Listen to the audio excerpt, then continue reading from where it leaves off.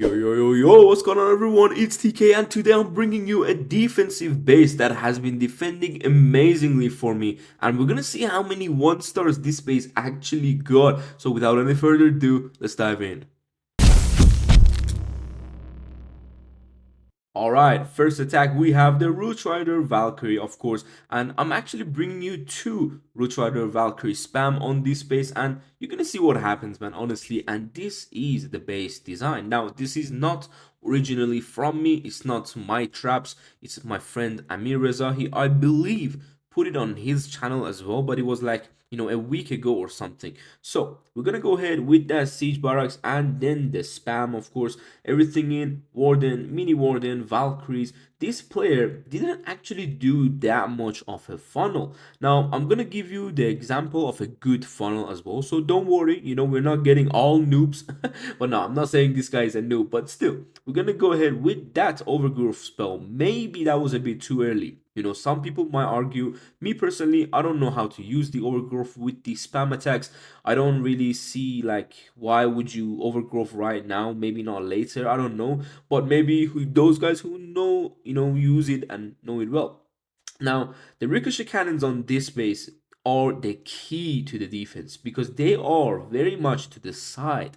Now, that means the side troops that are coming to this town hall will get absolutely demolished before they reach it. And take a look at this man's spells. He only has one freeze. We're gonna take a look at that also in the other spam attack that I'm mentioning in this video, because a lot of people don't think that they need more spells. They're gonna keep using their own spells like the free spells, knowingly that, guys, we have one invisibility tower behind the town hall. And what happens if you go opposite side of the town hall in these attacks?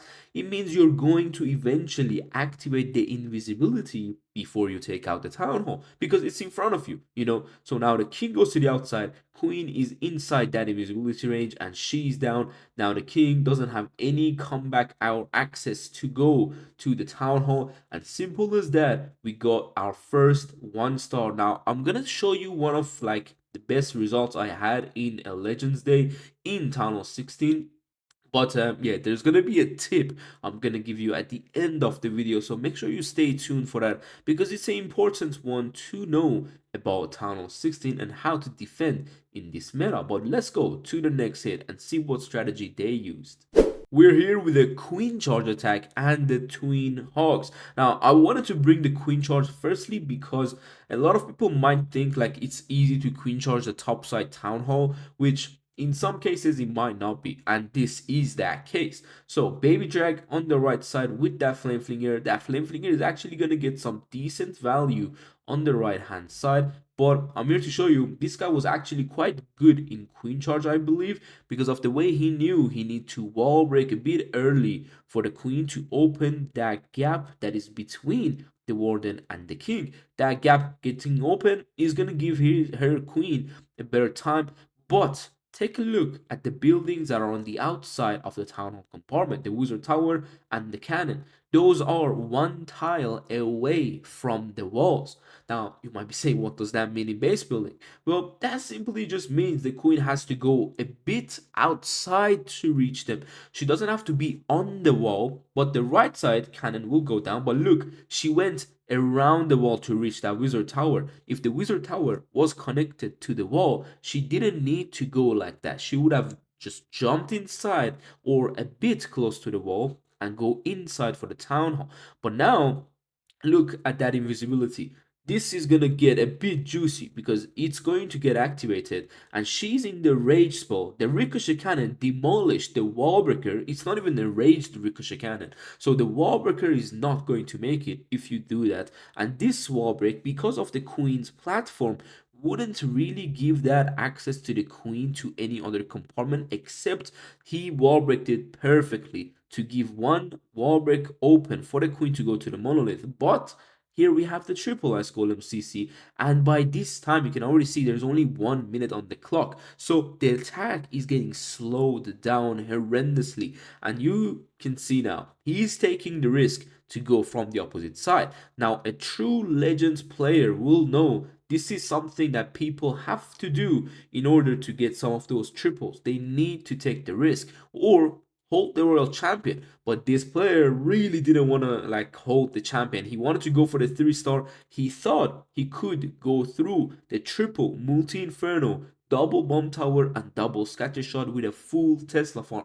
This is why this base is defending mostly, because this area is taking everyone's spell and everyone placing spell randomly on this area, like free spells, skelly spells, heal spells, which then later on they're going to kind of get to know, okay, hold on, the town hall compartment is heavy, it has invisibility, it has monolith, the ricochet cannons, champion ability goes off on this multi-inferno, and these hogs have no chance to go ahead and clear this space with the champion. Another 1-star with a queen charge on the town hall, so this base could defend super good for you. But let's move on to a spam attack again.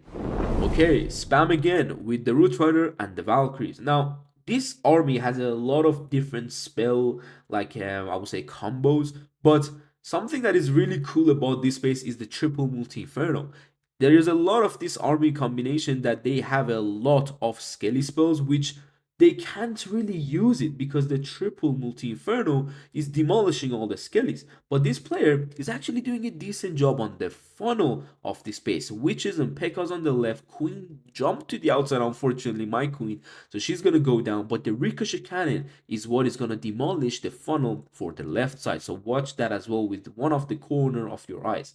Now, rage spell, and this is where watch the freeze spells of this player. They're going to freeze because that's what they've been taught to about in this strategy. They need to. Otherwise their root rider will get low on HP. And this is where these free spells are going away, and that is a good thing for you because later they need to take care of that invisibility spell, something that some people might not even remember, that the base has an invisibility spell tower behind the town hall. So now the monolith and ricochet cannon combo, again demolishing everything. He goes for that what would you call that, oh my god, overgrowth spell. Sometimes I'll forget the name.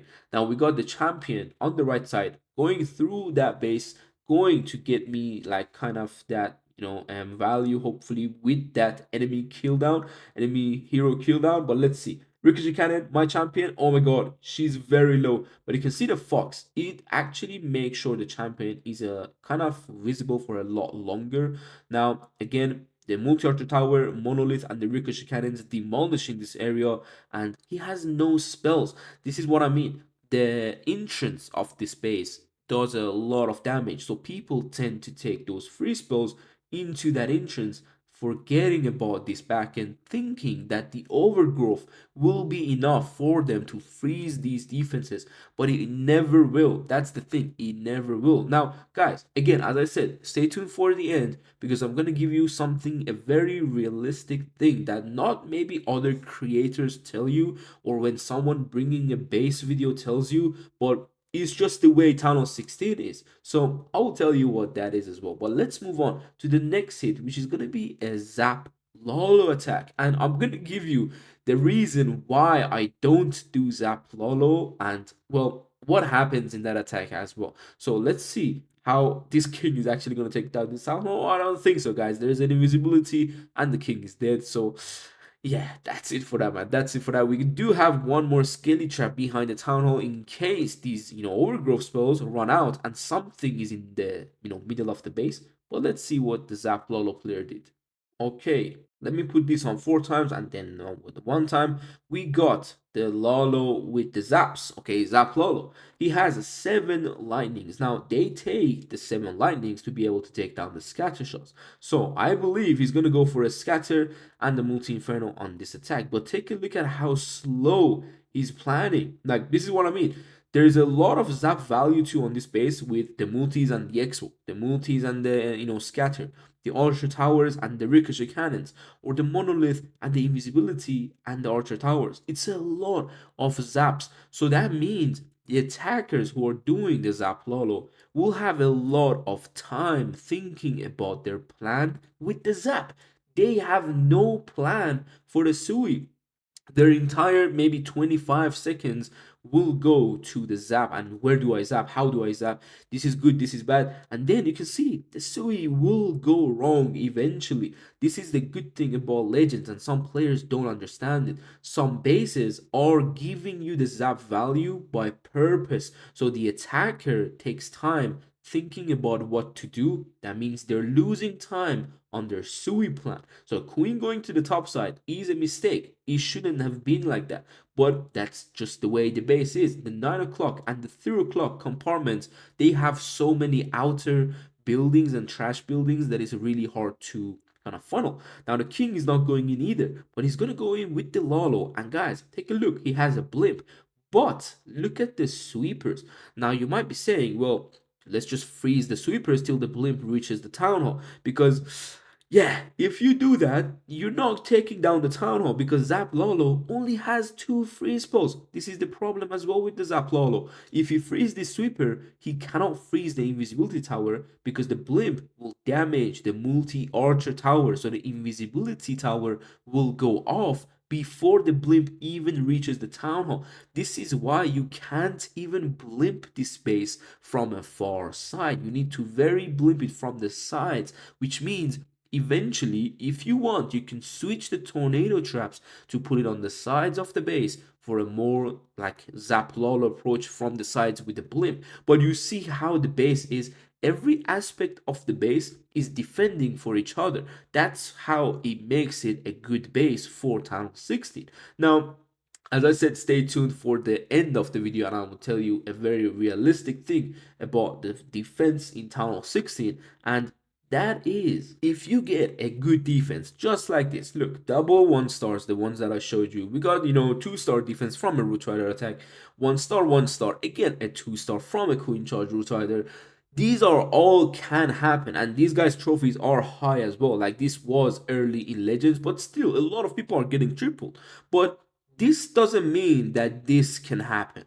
Triple, triple, triple, triple, triple, and then a fail.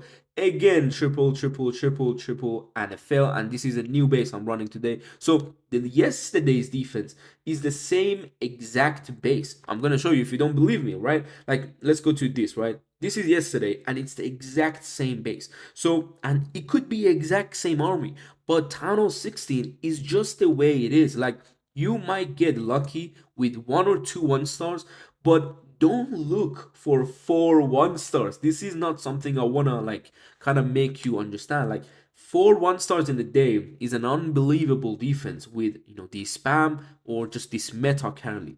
But the base has a chance of getting 1-stars. That's the point I want to tell you about.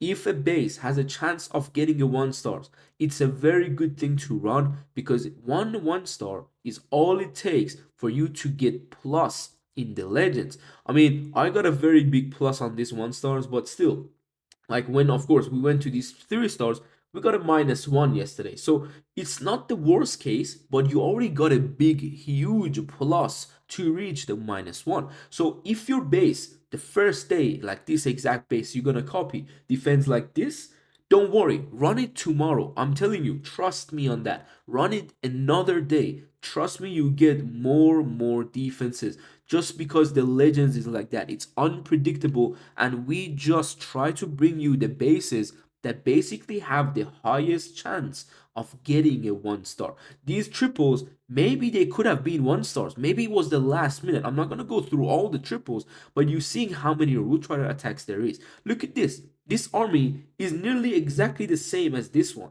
So, like, there is something that goes wrong in certain spam attacks. There is something that always could go wrong, and your entire base could defend. That's what I wanted to reach in this video and about Tunnel 16 meta. So hopefully you enjoyed it, learned a few things about this base building and base trap placement in general. See you on the next video. Take care and peace.